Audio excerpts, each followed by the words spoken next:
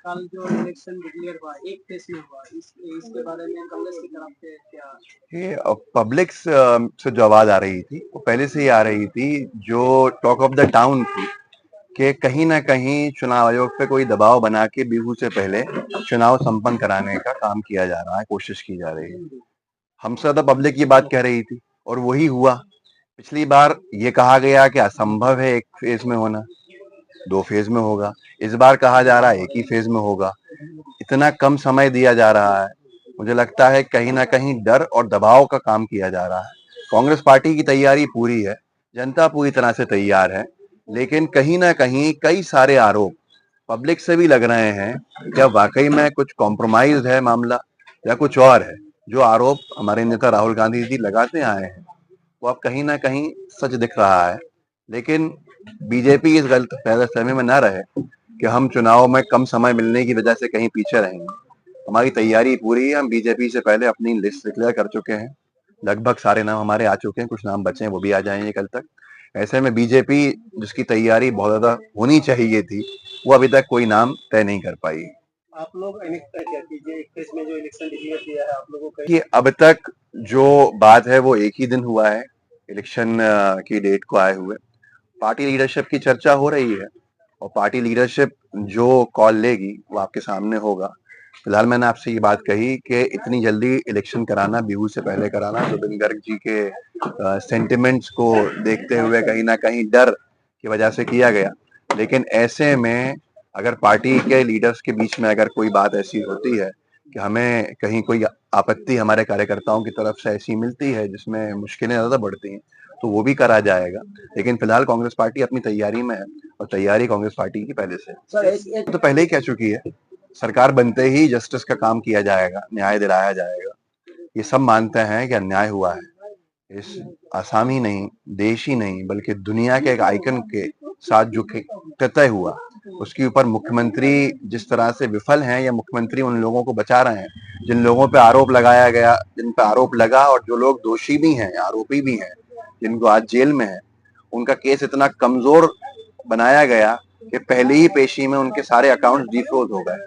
जो accounts freeze किए गए थे वो डिफ्रोज हो गए। ये न्याय दिलाने का काम कर रही है सरकार या अन्याय का काम कर रही है? उन लोगों को बचाने का काम कर रही है। कांग्रेस पार्टी सख्त से सख्त कार्रवाई भी करेगी, सख्त से सख्त प्रोसेस अपनाएगी जिससे कि जुबिन गर्ग जी को न्याय मिल सके। देखिए, कांग्रेस पार्टी खुद अपने आप में चेहरा है, और अगर आप चेहरे की बात करें तो इस वक्त हमारे अध्यक्ष के नेतृत्व में हम चुनाव लड़ रहे हैं और वो कप्तान है हमारे। और आने वाले समय में कांग्रेस पार्टी तय करती है कि कौन क्या होगा, किसकी क्या जिम्मेदारी होगी। हम सबको साथ में लेके चलते हैं, सबके साथ चलते हैं, और जो लोकप्रियता होती है उसके साथ हमारा जाने का हमेशा एक परंपरा रही है।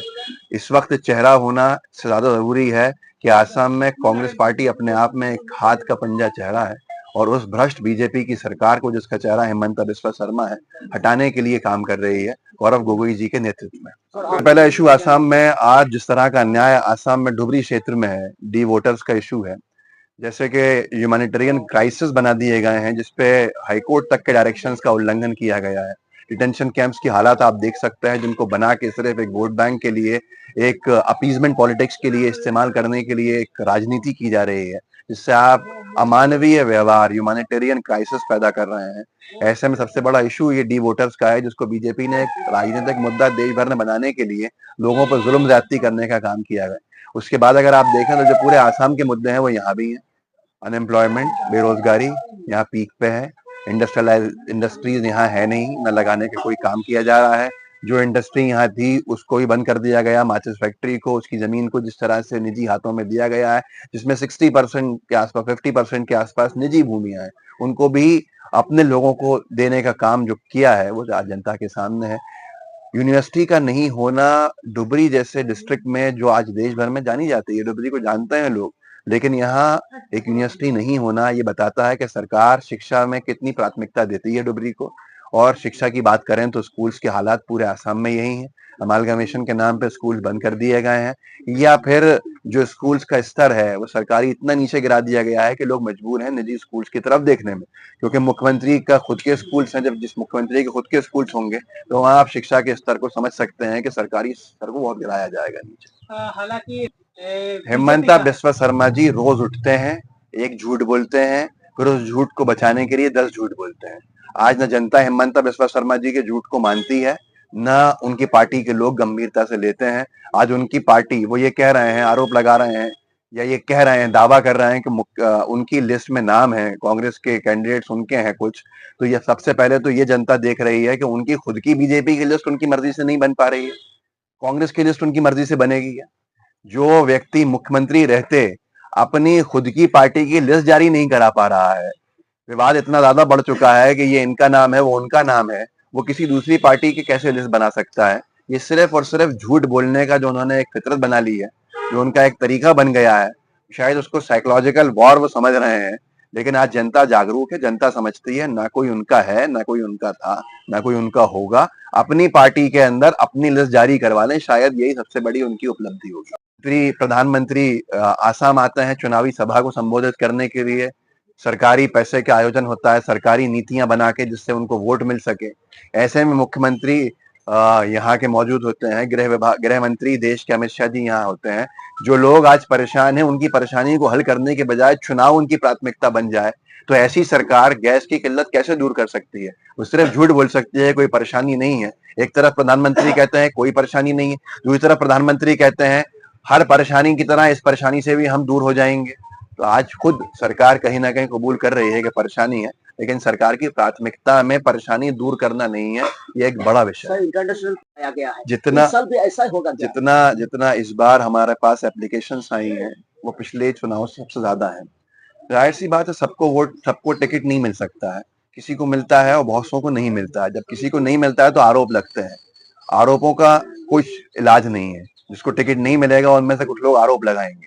कांग्रेस पार्टी पूरी ईमानदारी से जनता से जुड़े लोगों को टिकट देने का काम करते आई है, वही करेगी, और बेहतर से बेहतर कैंडिडेट अभी भी दिए हैं, जो बचे हुए हैं उनको भी देने का काम करेंगे, और हमें पूरी उम्मीद है जनता उन्हें पसंद भी करेगी। Thank you. आज जनता समझ चुकी है और माइनॉरिटी भी समझ चुकी है कि उन्होंने सिर्फ और सिर्फ वोट बैंक के हिसाब से यहाँ लोगों को इस्तेमाल किया, और जब लोगों ने बीजेपी के खिलाफ वोट दिया, ऐसे में जब वो राज्यसभा में बैठते हैं, लोकसभा में जाने का प्रयास करते हैं, जहां पर भी होते हैं, पिछली बार लोकसभा में, इस बार राज्यसभा में, उन्होंने बीजेपी के साथ खड़े होने का काम जो किया है, आज वो पूरी तरह से बेनकाब है। और जनता ऐसे लोगों को नहीं चुनेगी जो बीजेपी के विरोध में, और जिस बीजेपी ने यहाँ डिटेंशन सेंटर्स बनाए हैं, जिस बीजेपी की सरकार ने यहाँ इलेक्शंस के काम किए हैं, उनके खिलाफ वोट मांगते हैं और फिर उन्हीं के साथ जाके बैठ जाते हैं।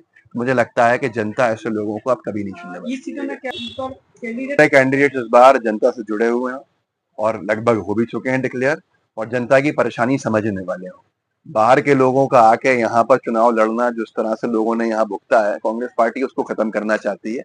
और कांग्रेस पार्टी ऐसे लोगों को, अगर भले ही वो एक डिस्टेंस पे भी हो, लेकिन वो आज क्षेत्र की मजबूरियों को समझे, क्षेत्र की परेशानियों को समझे और क्षेत्र के लोगों के लिए हमेशा खड़े रहें, ऐसे लोगों को देना चाहता है। एक बात हमारी कई जगह पे सहायता की है, यहाँ तक के प्रधानमंत्री महोदय मोदी जी ने 2 साल पहले जब ईरान के राष्ट्रपति की जान गई थी, जब उनकी मृत्यु हुई थी, तो एक दिन का शोक डिक्लेयर किया था। ये हमारे संबंध में आज ऐसी क्या मजबूरी है, एप्स्टीन फाइल है, क्या है, जिससे कि प्रधानमंत्री एक लफ्ज नहीं बोल पा रहे हैं, और हम फॉरेन पॉलिसी में एक तीसरे देश के ऊपर निर्भर हो गए हैं कि उसकी लड़ाई में हमको हस्तक्षेप करना पड़ रहा है और हम पार्टी बनना पड़ रहा है कि जो वो कहे वो हम करेंगे। तो जाहिर सी बात है, फिर वो पॉलिसी जो इंदिरा जी ने लाके रखी थी, कांग्रेस की सरकारों ने लाके रखी थी, कि कोई तीसरा देश तय नहीं करेगा कि हमें क्या करना है, बल्कि हम खुद अपने निर्णय लेंगे, जिससे कि हमारे संबंध हर तरफ मधुर रहते हैं और भारत किसी भी तरह की युद्ध से अफेक्टेड नहीं रहता। ऐसे में एक जगह पे ऐसे लाके खड़ा कर दिया इस सरकार ने कि हम भी उस युद्ध के